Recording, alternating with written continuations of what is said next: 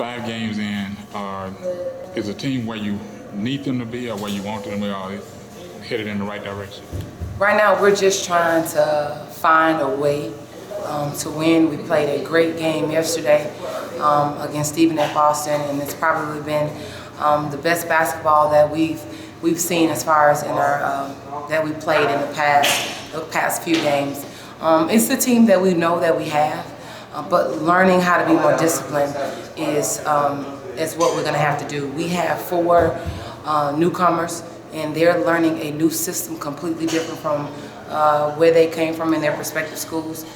So we're just trying to teach them to continue to do what they're supposed to do on the offensive end as well as the defense end. We had some slip-ups where we weren't executing how we should have, and that comes from when we're making subs. We're a fairly young team.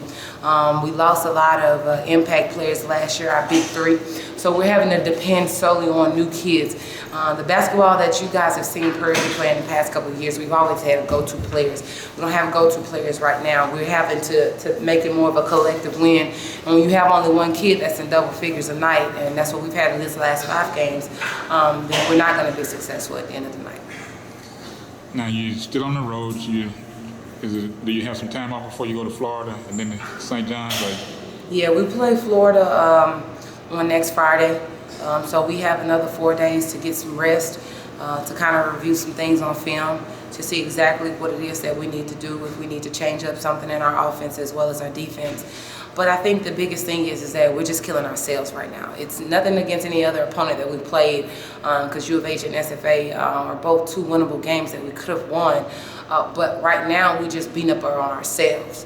And that comes from not being good decision makers. So, we got to keep instilling that mentality to them as far as being the aggressors on the court. And we'll be where we need to be by the time conference comes around. Speaking of conference, that's where I was headed at next. Non-conference, these early games and all, that's basically what they're doing, preparing the team now for conference play. What do you expect? Well, the conference is, like I said in my conference call earlier this year, the conference is getting tougher.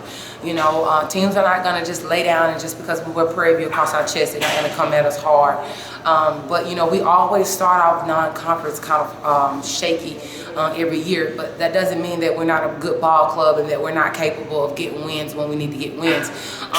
We play a tough pre-conference schedule just so when it gets time for us to play in conference, we should be where we need to be by the time that we play in conference. So overall, I think that it's going to be tough in conference this year. Texas Southern is playing extremely well right now. Southern is playing good, so it's going to be a draw of the cards. It depends on what team that comes out and wants it the most, and that's going to be the tale of 2 halves at the end of the night. Is there anything you can think of that I hadn't asked about Prairie View or the SWAC? Well, being that I played at Jackson State University, the SWAC hasn't changed. It's still physical, it's still scrappy, and it's still a great league to play in. And I think that playing in the SWAC allowed me to want to coach basketball, being up under my former head coach, Denise Taylor. But, one thing about it is on any given night, we don't have teams just coming in our conference sweeping that you see in other conferences. Alcorn get an upset here and there, Jackson State will get upset here and there, Prairie View will get upset here and there. So, it just depends on what team comes out and plays extremely hard and can maintain for 2 halves. Like I said, I told our girls, we have to learn how to put 2 halves together. And once we learn how to put 2 halves together, we'll be successful. Coach, thank you and good luck down the road. Thank you. This is Jerry Lee Woodley Jr. with another College Sports Report. Thank you.